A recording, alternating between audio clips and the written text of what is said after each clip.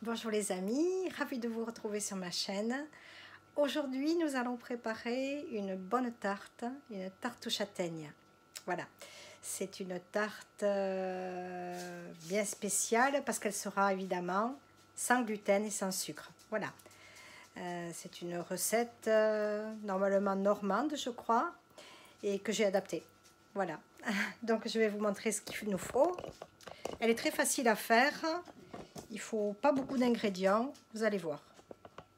Allez, soit vous allez dans la forêt ramasser des châtaignes, vous les coupez, vous les incisez et vous les mettez à cuire à la vapeur pendant 10 minutes. Moi, je ne me suis pas cassé la nénette, celle-là, je les réserverai une autre fois.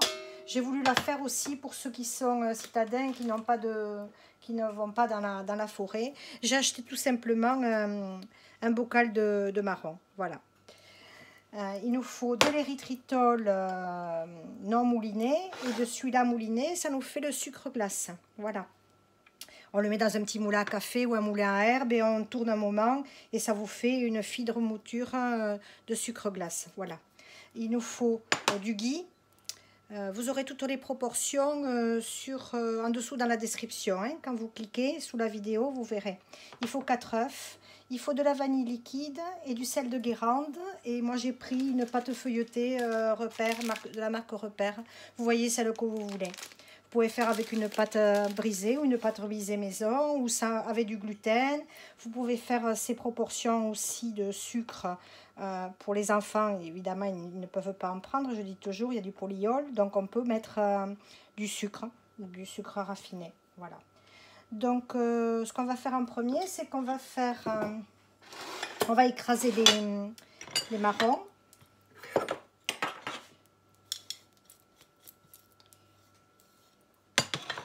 Voilà. Donc là, il y en a à peu près 420 grammes. Hein. Donc, je vais les écraser à la fourchette. C'est assez facile. Hein. Et on va se retrouver une fois que c'est frais, que c'est prêt. Voilà, vous voyez, vous écrasez bien. C'est pas la peine de faire non plus quelque chose de très fin. Hein, parce que c'est agréable aussi en bouche de trouver les morceaux de châtaigne. Hein. Voilà, allez, on se retrouve. Voilà, allez, on se retrouve. Les châtaignes, je les ai écrasées. Vous pouvez le faire aux enfants aussi, ils adorent. Ils se lavent bien les mains et allez, ils écrasent les châtaignes avec leurs mains. C'est agréable aussi.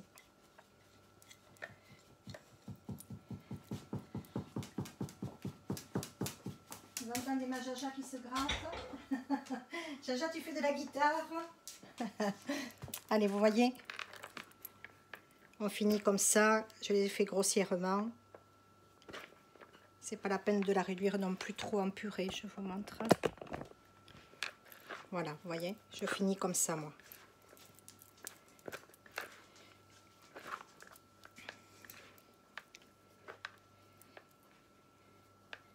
Voilà. On va y ajouter le ghee que j'ai fait fondre. Vous y mettez du beurre ou de la margarine, hein, suivant si vous n'êtes pas intolérant au lactose. Moi, c'est du ghee que je fais. Vous avez la recette sur ma chaîne. Voilà, je remue.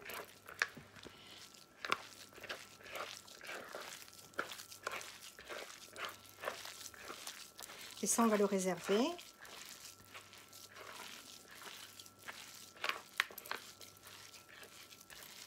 À peu près, il vous faut 400 grammes à 500 grammes de farine. Voilà.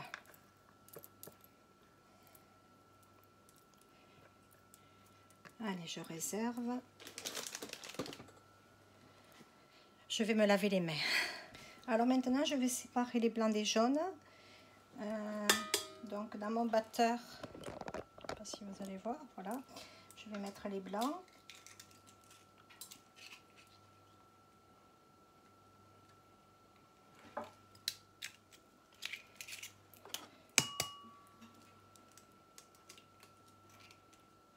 Donc, il nous faut 4 œufs.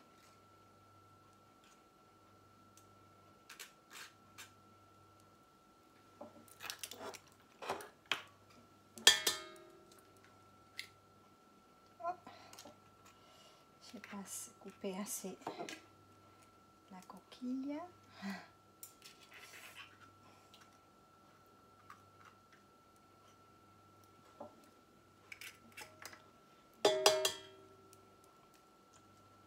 Voilà, on va les faire monter avec une pincée de sel.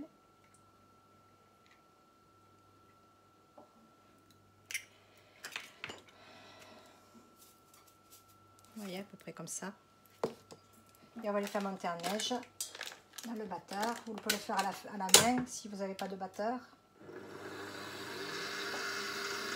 Et on se retrouve quand c'est fait. Voilà, les blancs sont montés. Donc là, on va y ajouter le sucre glace d'érythritol. Et on refait tourner un petit moment.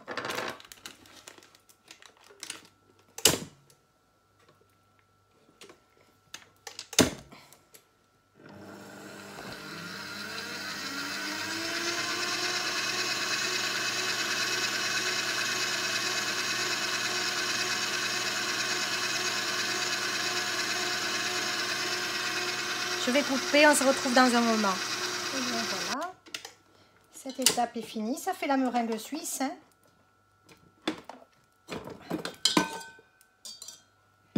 Voilà. Les blancs en neige sont bien montés. Je fais bouger la caméra. Voilà. Donc là maintenant, on va partir à la partie cuisson pour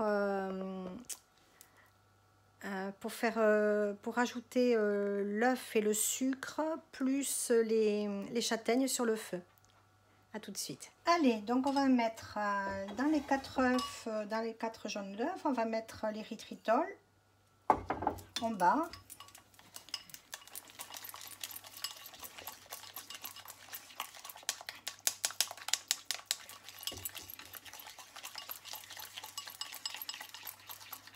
Voilà. On va mettre la vanille liquide. Ça, on rajoutera à la pâte après si on voit que c'est pas trop aromatisé. Hein.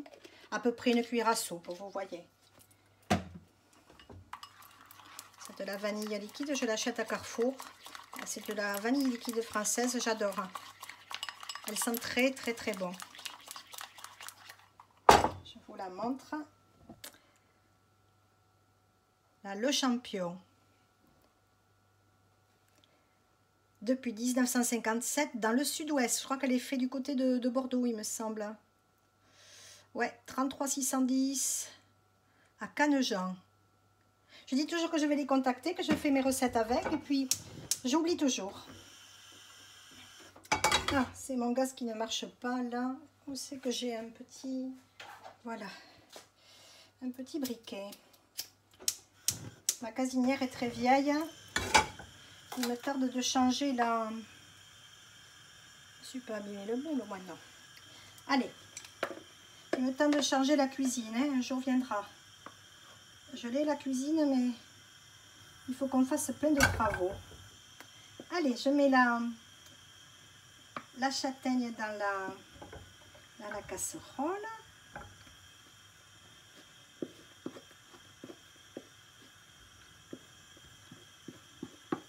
On va faire chauffer un petit peu. Notre labrador va se régaler, va lécher le plat. Je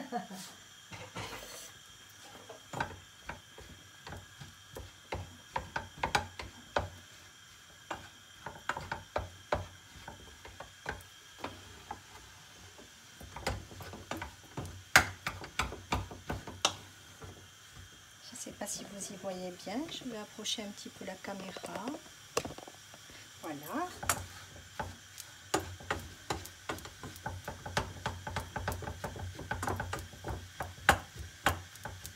J'écrase un petit peu encore hein, avec la cuillère.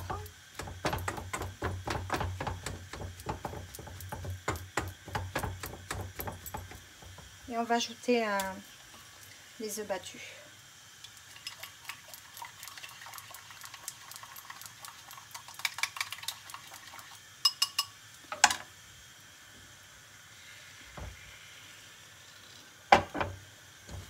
Je remue pour pas que ça accroche. Je vais baisser un peu le feu. Feu doux.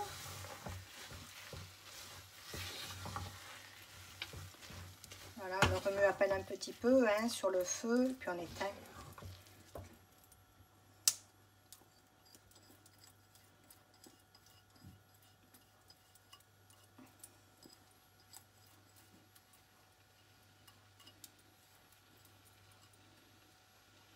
Voilà.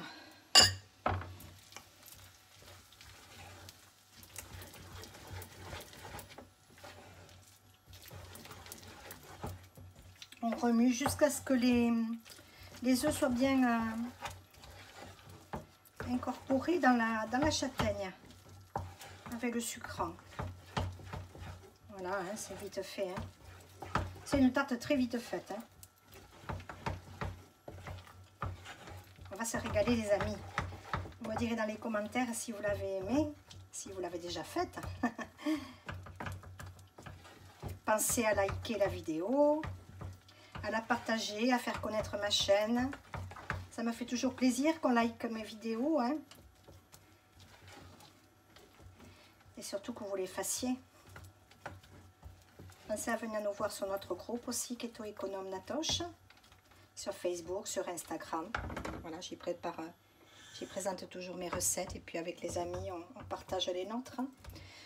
Voilà, les sans gluten, les sans sucre. Allez, on se retrouve sur le plan de travail pour étaler tout ça, pour mélanger d'abord au blanc d'œuf. Allez, c'est reparti. Donc tout doucement, on va incorporer une cuillère par cuillère la préparation dans les blancs d'œuf. Voilà. Et on tourne doucement.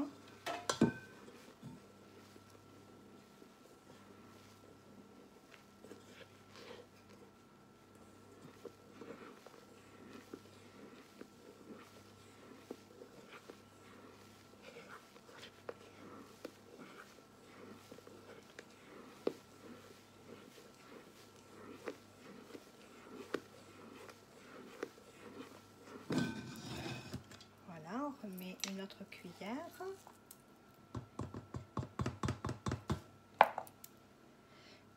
Et on va faire ça jusqu'à ce qu'il n'y ait plus de préparation de châtaigne à intégrer dans la recette.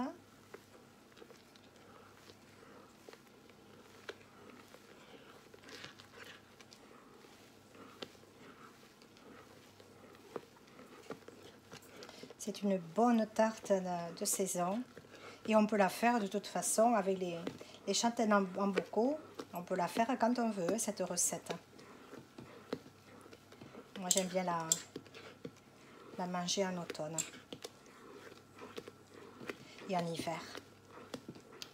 Nous, les châtaignes, on les appelle les castagnes dans le sud-ouest. D'où la chanson de Nougaro. Même les mémés ici aiment la castagne, dans sa fameuse chanson de Toulouse. J'adore cette chanson. Les castagnes, ça veut dire les marrons. Quand on se tape dessus, chanter ici, même les mémés aiment la castagne. Au mon pays, au Toulouse, au mon pays. Une bien belle chanson. Excusez-moi, ça a coupé. Oui, une bien belle chanson de notre cher Claude Nougaro. Les castagnes. Les marrons. Allez. J'avais plus de batterie, comme d'habitude. J'oublie de le charger avant de commencer mes vidéos. Ça, c'est tout moi. Ah, le four est chaud. J'ai pensé à le préchauffer à 180 degrés et ça va cuire gentiment, je dirais 20-25 minutes, vous voyez, d'après votre four. Hein. Moi, je le mets chaleur tournante, qui cuise par le bas et par le haut. J'ai un programme exprès, mais vous voyez, hein, suivant chacun son four, hein. Vous le connaissez mieux que moi. Ça, c'est divin, hein, si vous voulez vous en faire avec les œufs. Vous les faites comme ça, à la crème. Hein. Vous le mangez comme ça. C'est délicieux.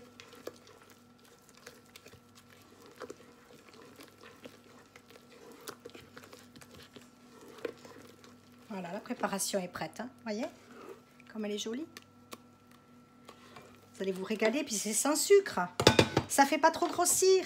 Bon, il y a des glucides dans la... C'est pas pour ceux qui font le cétogène strict, hein, parce que les châtaignes sont interdites. Mais bon, passez 3 mois, quand vous faites le cétogène, après, vous pouvez commencer à vous permettre de vous régaler.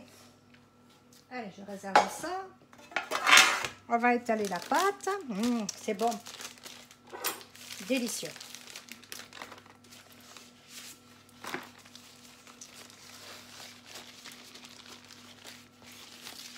Alors, ce côté, il est fariné. Avec cette, vous voyez, c'est la pâte feuilletée sans gluten, marque Repère. Moi, je l'aime bien.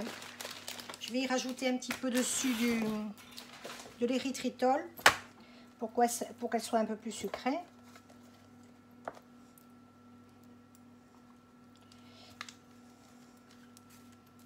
Bon, je me casse plus la nénette et j'achète tout prêt parce que c'est long de faire tout ça. Hein.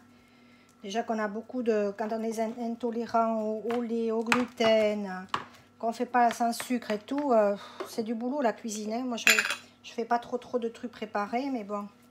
Vous voyez, ça c'est de l'érythritol. Vous savez, je l'achète en pot de 4 kg, moi, parce que bon, je cuisine beaucoup. Je vous mettrai dans la barre de recherche, dans la description... Où c'est que je l'achète? Vous l'avez en poche de 1 ou 2 kg. Je vous l'achète chez Amazon. Hein. Bon, je sais que c'est pas bien, mais bon, c'est là où c'est le moins cher. Je sais que maintenant, ils en vendent à Leclerc. En petit conditionnement, j'ai pas regardé le prix au kilo. Bon, allez, on pique à la fourchette. Faut pas que ça gonfle trop, parce que là, c'est de la feuilletée. Normalement, on fait avec une brisée. Hein. Les puristes, excusez-moi, mais j'en avais pas. J'achète toujours celle-là, je vais au Drive et c'est vrai qu'ils n'ont pas toutes les marques au Drive. Il faut que je leur demande qu'ils me fassent, qu'ils aient un peu de croustipate ou il faut que j'aille dans le magasin, mais j'y vais jamais dans les magasins. Et voilà, et on est à là. Ah, je voulais goûter pour savoir vraiment s'il y avait assez de...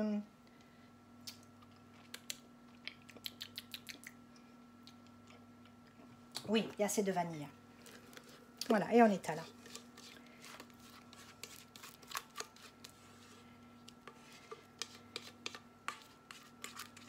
Alors, rien que comme ça, dans des petits ramequins, avec des petites gaufrettes, c'est délicieux. Je ferai une vidéo toute seule, sans faire la... Pour ceux qui veulent le faire hein, comme ça. Alors ce jour-là, bien évidemment, on ne mange pas trop de protéines, hein, parce qu'il y a quand même 4 œufs.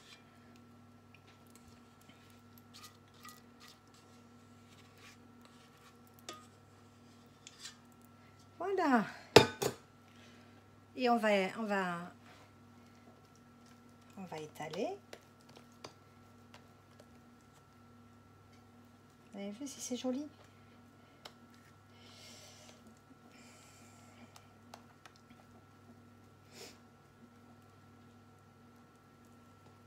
Voilà, avec une petite chantilly végétale après dessus, pourquoi pas. Pour faire après un petit glaçage ou alors fondre du chocolat aussi. Et quand elle est cuite, froide, on nappe et on passe un petit peu au frigo. Et ça fait une tarte chocolat châtaigne. Ça peut être sympa aussi, il y a plein de variantes. Hein. Vous pouvez y mettre des pommes aussi dedans, pourquoi pas. Allez. Je vais enfourner et puis on se retrouve quand c'est cuit et froid. On la dégustera ensemble. Vous pouvez la repasser peut-être un petit peu au four après aussi, quand vous l'avez faite à l'avance. Voilà. Regardez comme c'est joli, comme c'est appétissant. Allez, à tout de suite. Et bien voilà les amis, regardez cette petite splendeur de tarte. On va se régaler. Allez, je partage avec vous. Ça, c'est la photo que je viens de faire. Alors, regardez la tarte. Ça sent divinement bon. Il y avait une odeur dans la cuisine. Oh, J'espère que ça va vous plaire et que vous allez la faire, cette recette. Vous me direz, hein? Allez, je me la mets dans une assiette.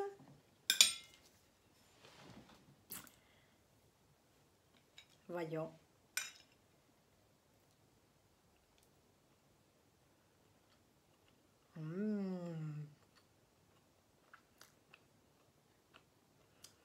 J'aime beaucoup. Je la trouve pas assez sucrée. Vous pouvez rajouter un petit peu plus. Elle est très bonne. Peut-être même rajouter un petit peu plus de ghee, si vous voulez. Et un petit peu plus de sucre. Je dirais, j'ai mis 30 ou 40 grammes. Je crois 40 grammes. Vous pouvez aller jusqu'à 50 grammes, je pense. Si vous aimez bien sucré. Moi, j'ai le bec sucré. Elle est très bonne. J'aime beaucoup. Donc, régalez-vous bien, les amis. Hein. J'espère que vous allez partager cette recette avec vos amis, la famille. Et que ça vous donnera envie de faire avec d'autres aussi fruits, pourquoi pas dedans. Des pommes. Pommes châtaignes, ça va être bon aussi. J'essaierai. Pourquoi pas de la poire aussi, qui donnera un petit peu plus de jus. Mais elle est très bonne, elle est moelleuse, elle est très très bonne.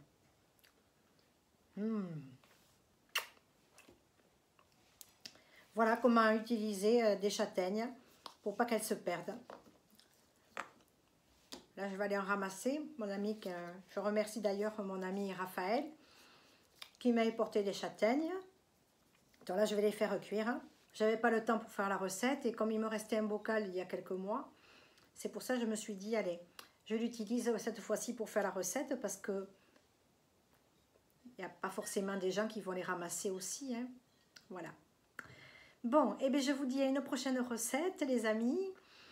Je vous embrasse depuis notre sud-ouest de la France et à Dichatz.